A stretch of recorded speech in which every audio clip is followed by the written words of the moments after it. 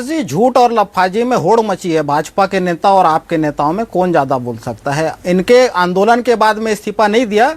कल माननीय मंत्री जी ने इस्तीफा देने के बाद में वो कल रात को ही क्षेत्र में निकल गए थे। और जिस प्रकार से ये बात कर रहे हैं, भारतीय जनता पार्टी के 15 साल में एक भी नियमित पद पर छत्तीसगढ़ में शिक्षकों की भर्ती नहीं हुई थी।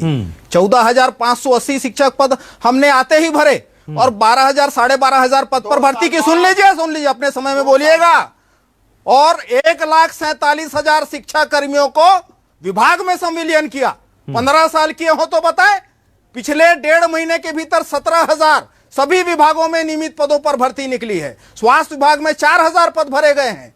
असिस्टेंट प्रोफेसर की भर्तियां निकाली गई थी। नियमित पदों पर भर्तियां हो चुकी है। 15 साल में केवल 9 बार भर्ती हुई थी। पीएससी में 6 बार निरस्त हुआ था। पिछले 4.5 साल में 5वीं भर्ती प्रक्रिया चल रही है। और जिस प्रकार से भारतीय जनता पार्टी के नेता आदतन झूठ बोलते हैं। ठीक सर, आपको याद होगा अभिलाष जी, हाल ही में आंध्रा में डी पुरंदेश्वरी जी जो अध्यक्ष बनाई गई कांग्रेस से गई हैं। तेलंगाना में जो जी कृष्णा रेड्डी जी बनाए गए हैं वो कांग्रेस से भेजे गए हैं। 8 राज्य ऐसे हैं भाजपा शासित जहां दूसरे दलों से आए नेताओं को मुख्यमंत्री बनाया गया है।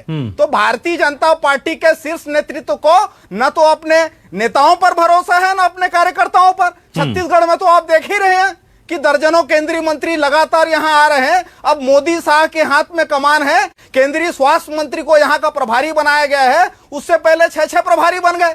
15 साल जब सरकार में थे तो सौदान सिंह अकेले हुआ करते थे। एक सुपर सीएम हुआ करते थे। अब रमन सिंह को न क्षेत्रीय प्रभार है न कार्यकारी प्रभार, नाम के लिए राष्ट्रीय उपाध्यक्ष हैं। उनको दौरा करने से रोक दिया गया है। ठीक है। तो भाजपा के नेताओं की जो स्थिति है, विश्वसनीयता का संकट है। इनके कार्यकर्ता इनके नेताओं पर भरोसा नहीं कर रहे हैं। और इनके शीर्ष नेतृत्व जो है वो छत्तीसगढ़ के भाजपा नेताओं पर भरोसा। ठीक है सुरेंद्र जी। लक्ष्मी जी देखिए, सीएम बघेल साहब ने भी आज कहा और सुरेंद्र जी भी कह रहे हैं कि ऐसा तो नहीं कि आप इधर उंगलियां उठाते हुए आरोप लगाते हुए रह जाएं और वो कह रहे हैं आप अपना घर संभाल लीजिए। रमन